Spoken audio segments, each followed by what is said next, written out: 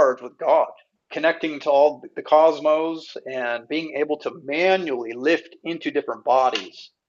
So that's another thing I notice is that it basically is a birthing process, a flowering that takes place. It has to do with frequency. And I'm sure you know through cymatics, like when you raise the frequency on that little thing they do with the speaker with the sand, it gets more and more elaborate. It's like Yeah. that. It's like that. So basically, we go in and we first start turning it on. It's real shitty, bro. It's like full of holes. It's fucking. It's not very elaborate. And then the more work you do, the more shadow work you do, pulling out the blockages and then pumping in more charge, they get more and more elaborate. And and then that's what enables you to then transfer into different bodies that are more complex and higher octaves, like the solar body or the fifth dimensional body. So I've only had the privilege of consciously carrying this Jason into the fifth dimension through the solar body, I think 3 times max.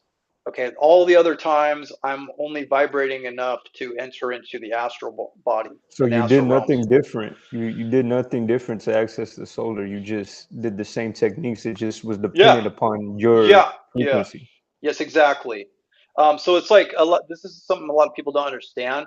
You can turn all this shit on while still being in a low frequency. It'll just be at a low charge. Will be pumping like, and that will dictate which octave you experience. So you can go into more hellish realms, more lower, and it has everything to do with how lucid you are. Because what I noticed too is the more charge you're pulling in, the more frequency, the more lucid you become, and the more real these states become. The more subconscious, the lower the frequency, the lower the dimension. It's more cloudy, not as lucid. You know what I'm saying? So it's like the charge is the consciousness, is the lucid memory. So like Hmm. the better the connection, the more memory transfers through these states of death. In this case, state of death being like sleep or actual death eventually. So this is what's happening to the majority of people, bro. They they go to sleep at night, their physical body goes to the state of death, organs shut down, right? And then they don't transfer any memory because they're not conducting. Their chakras aren't flowing, they're not pumping in charge, there's no kundalini pumping.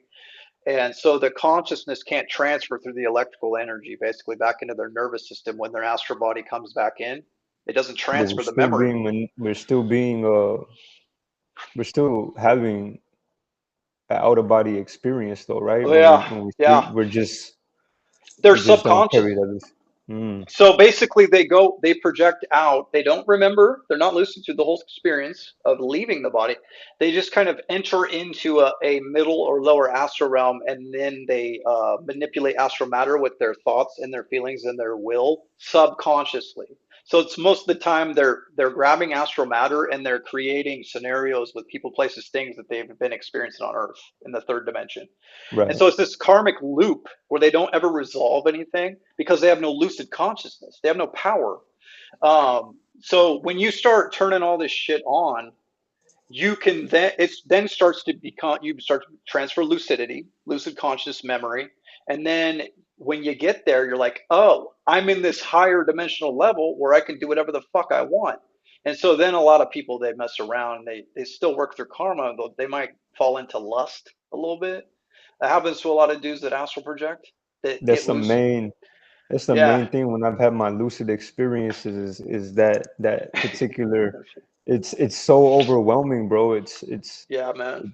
It's something that, you know, I mean that's isn't that part of the charge that keeps us Yeah. alive, you know, is that energy. Yeah. So I went through a lot of that, and then it culminated and came into a climax of this like epiphany. Like basically, I asked God for help at one point, and I used to astral project into this like crystal jade brothel, dude. It was yeah, I insane. remember that story Yeah, that you told. Yeah, yeah, yeah, that one where it was like the epiphany finally, and then they stopped happening so much, but they still.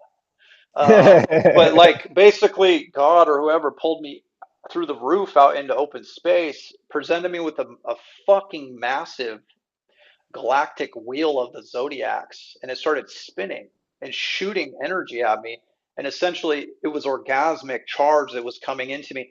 And what it was showing me is you can direct this same energy up into the higher centers and make it all coherent.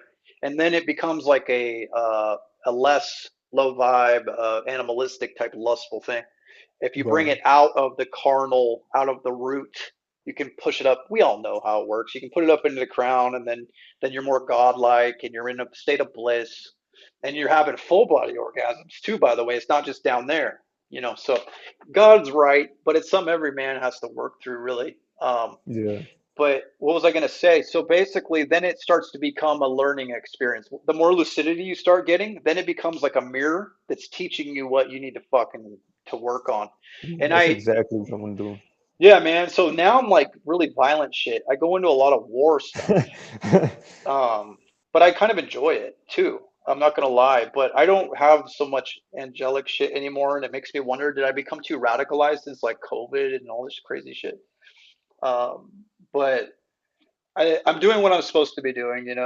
Uh, Another thing I want to tell you, like that's just so important, bro. So I'm going to tell you straight up right now. If you go in lucidly, consciously direct the flow in the light body and manipulate the chakras and kickstart everything, and then start feeding them the charge, the plasma balls, they will start to turn on. But that will also transfer into your subconscious states of your life. You know what I'm saying? Because they correlate to the chakra system, which correlates to the thoughts and emotions too. So it's like you'll align to this archetypal journey, the hero's journey, right? And if you're out of alignment, because all this shit's going to start feeding into that journey, forcing you onto it essentially. If you're out of alignment, it's going to be painful, and it looks like you're already on it. You're already on alignment. You just probably needed more of the conscious techniques, how to target them better. Because a lot of people they'll have these activations just solely off going out living their life with thoughts and feelings conducting that way, Hmm. but I've come to find that it really is all three. It's consciously directing. It's then you start to monitor how you're thinking and feeling throughout your day and your habitual conducting of your thoughts and feelings, because that's also determining the flow in your field. So it makes you more aware, but most people are only ever just doing the thoughts and feelings. They're not lucidly going in. So and then of course it's divine intervention. So you start adding all three together. Boom, you're gonna have a fucking kundalini charge, wake up in a matter of no time for sure. Hmm. But it really is dependent on how powerful your mind and your heart and your will is involved when you're directing. Because like I said before, it's sentient and it knows when you're full of shit. It Hmm. literally only goes to what it matches with frequency wise. Yeah.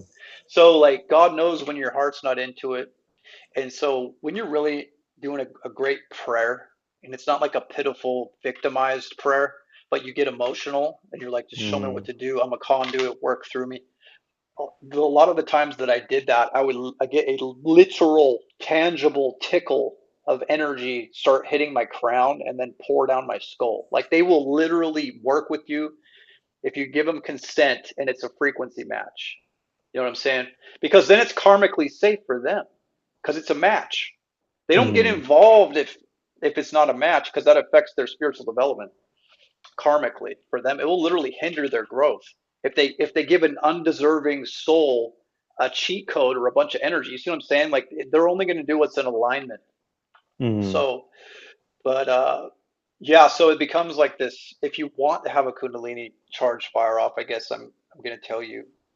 And you might have already unraveled it. So the fucking thing is like coiled up, like in the Vedic, they say it's a coiled serpent, and then it unravels. It's essentially the plasma ball needs to go over and hit the fucking cerebral spinal fluid in the sacrum where those particles are and the Hmm. electrolytes, and then it's like lighting a match. Eventually enough of it will hit it and it will light it up. And then the breath is also important too, I've noticed, because it's like the bellows of the plasma fire. It literally pushes on it and Yeah, feeds the it. prana, the chi, Yeah, so like plasma food. yeah, man, it really is like a fire. The fifth element, it's like an ether fire, there's all kinds of different words for all this shit, but um, yeah. So I like to look at it a little more biological, not as mystical, if that makes sense. Like, but I can see Yeah. where the ancients used snakes, and it goes back all the way to Egypt, and maybe even before that. Well, yeah, it does. Sumerians with Enki and Enlil. I mean, the snake was always a good thing. It meant knowledge. It meant energy. It's a sign for a fucking scalar wave or a Mm. sine wave, electrical energy essentially. And that's where the whole saying, why is it serpents? I mean, even Christ says that. And then they Mm. somehow inverted it to be Satan on the Mm. tree with the apple when that's not what it ever was. There was the Brotherhood of the Snake, which was like basically people passing the Kundalini energy knowledge around ancient Egypt, Mm. and which connected you to God, bro, through Yeah. electrical toroidal implosion. You have to push the charge like a snake, these currents, up into your brain, and then it activates the whole thing. They just use animal symbolism because it's timeless, bro. It's like, Yeah. are they going to remember 1,000 years from now if I write this shit, if I scribe this shit down on clay tablets as ultraviolet phonon wave, or are they gonna get the download if I put a snake like this up a spine or some shit? You know what I mean? Mm. Well, obviously they might not get it because look at people today. Yeah. They take it as Satan, literally the opposite. Yeah. Oh man. But yeah, so basically this shit's been passed through the ages, as you know, for thousands of Mm-hmm. years, and only the ones with the pure heart, mind, will, that Trinity, are the ones that really get to decode it because they're not polarized. They're fucking they're neutralizing their flow, so that brings on more intelligence and heart and will, and so they get the initiation. But yeah, man. So basically, in the first session, I just provide those initial techniques of how to go in consciously, manipulate the chakras, then breathe in the plasma ball, push that shit up, and I just tell people go try to implement that in your daily life. What I did was before bed, flat on my back, and but I mean, it also conducts sitting in the lotus position very well, right, in a meditative state. Or you can even do like some of my people are doing and fucking just work it into the middle of your day, bro. When someone's talking to you and you're bored, you can just start working on it and like moving it. But what I did was I just do it like 2 hours before bed and then just try to go as far as I can until I fall asleep. And that seemed to have worked, bro. It really did. It unlocked Mm. everything. So, um, yeah, so I give the initial techniques and then tell them to go do that. And then if they want to do the next session, you come back, tell me what's happened, what's been going on. Some people are having fucking out of body experiences right away. Um, Other people, it's helping in a more in an alignment kind of way. Like Diego recently, he's on his fucking mission, his purpose. He lined up with a spiritual woman. It's working out for him in that way, not so much in a multi-dimensional blast out of my body kind of way. You know what I'm saying? So, but then the second session, I'll provide more techniques, how to better target the energy, and then how to nest into more and more chakras. What happens when that happens? Because, bro, the charge gets bigger and bigger and bigger, and it's fucking crazy. All of a sudden, let me tell you this, though. I'll tell you this. Um, it turns out the Kundalini charge goes dormant, like I said, and then another life death resurrection happens and then it becomes permanent. It becomes what's called a full kundalini awakening, and for a lot of people it takes a heartbreak, like another one. So like you think you're, oh, I had my kundalini rising, I'm a ascended master now, right? Like everything's fine, and then Mm. God will hit you with another real hardcore thing that usually is like a heartbreak, and Ah, uh and shit. then the kundalini charge will get super agitated and blocked, and then you'll have to work through that, and then when you finally work through that, then it grows and it gets even more powerful, and then it kind of like turns into a tap that just turns on, and then Mm. at this point it's barraging you every day, and you like gotta work. You're like, fuck, I gotta remove these blocks or else this can become very uncomfortable, and that's where I'm at now. But essentially I just started nesting into more and more chakras, bro, and this energy got more and more thick. All of a sudden I stopped breathing plasma balls in, and it just started pouring into me, and I was just like trying to remove shit so that it could flow through me. Does that make sense? Like it That's where it becomes kind of scary and dangerous, because a whole bunch of energy will start pouring into your field and then it will get blocked wherever you're not doing the work, and that can literally manifest as like brutal shit. Like to me it was heart pain, stabbing pains in the heart and chest, and I got all scared that I was dying for a couple months. Yeah, I And remember that.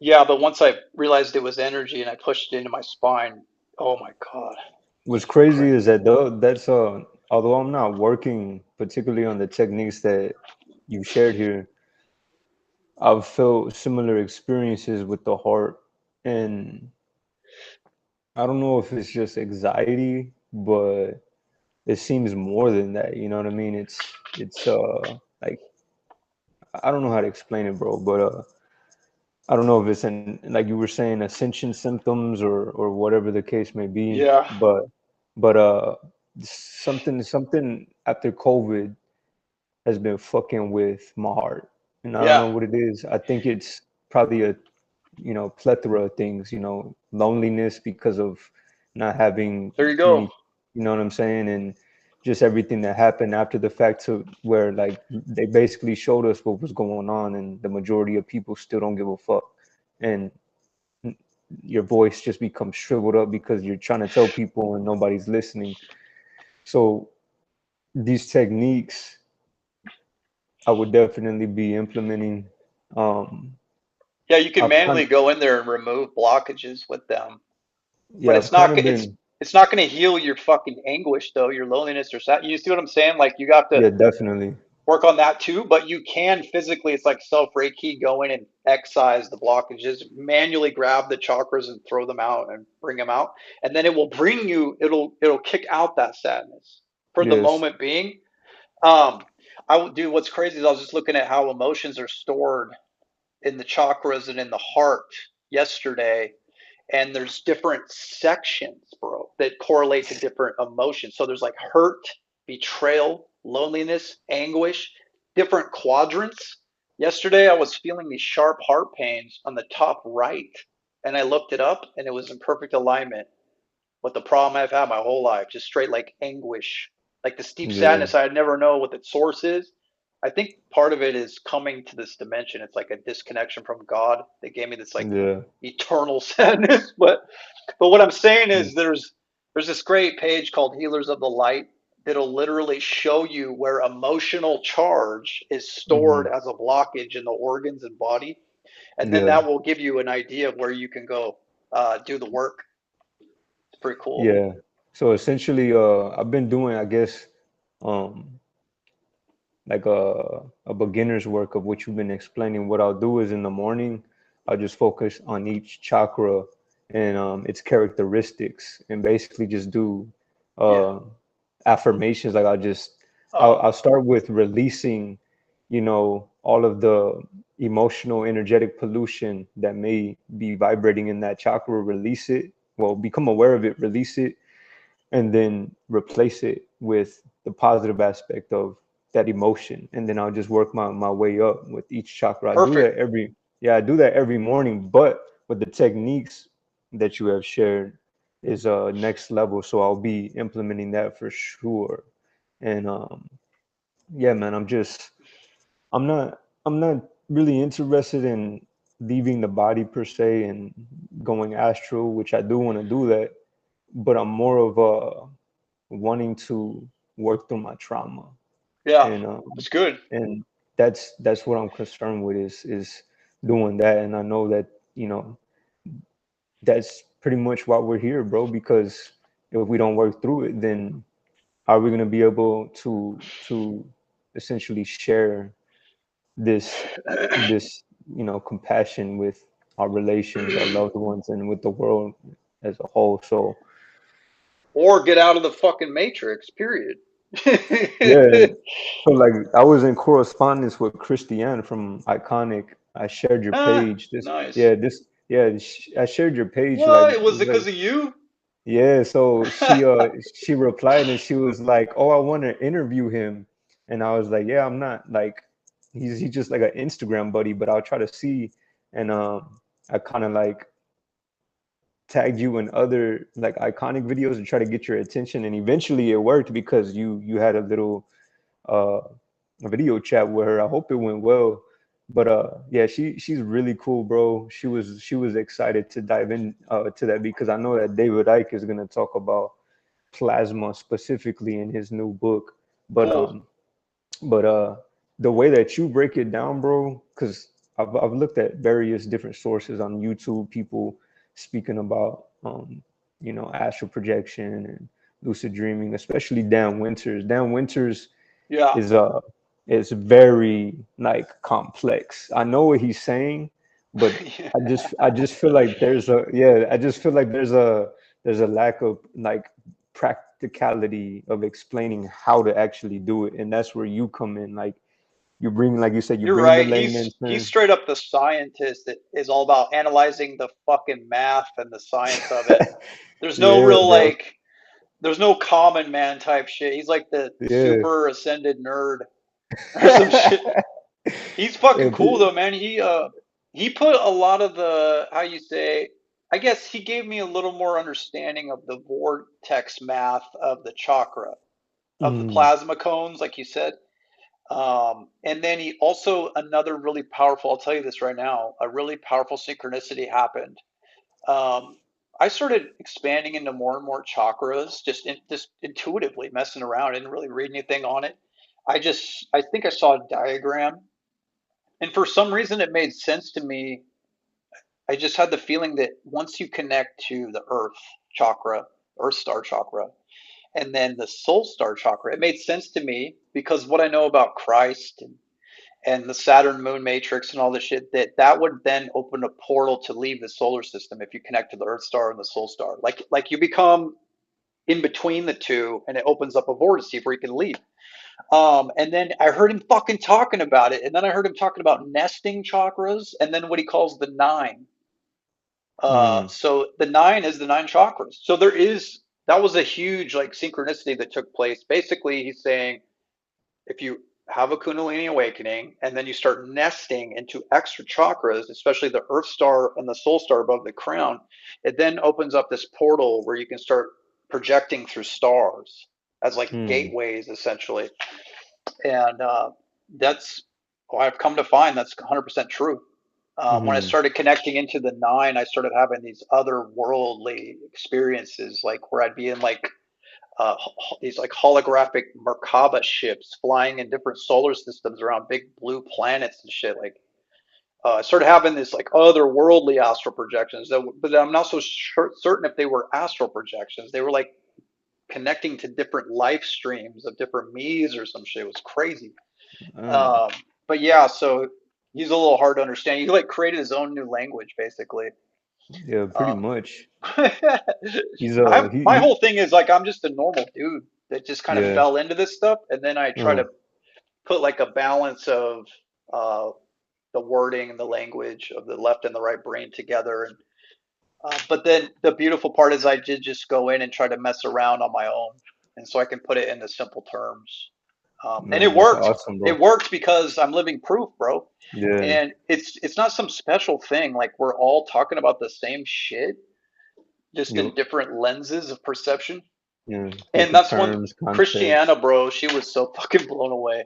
Yeah, She's like, man, "Oh my I God." I bet, bro, because like I'm saying, like your videos, bro, like I've been watching them, on and off since 2018, and I'm like I've had these, experiences of spontaneous lucid dreams and things of that nature with feeling certain energies, and I know it's real, but the way that you explain it, I'm just like, yo, this is next level. And um, the whole Saturn or the Orion Saturn moon matrix and the whole simulation and escaping the samsara reincarnation loop. Yeah. I feel like that's the ultimatum when it This comes is the down to way. It's through yeah. the toroidal implosion because it enables you to keep your lucid consciousness through the states of death. And that's how they've ensnared us into this hologram, the Saturn moon matrix. You literally, when you lift out into your astral body in the subconscious state, you're like ensnared by the moon's electromagnetic fields. You see what it does to our ocean? Well, dude, your Yeah. fucking body is made of water. What else is made of water? Plasma. So this fucking thing is like in a magnetic resonator, literally grabs astral bodies and keeps them here.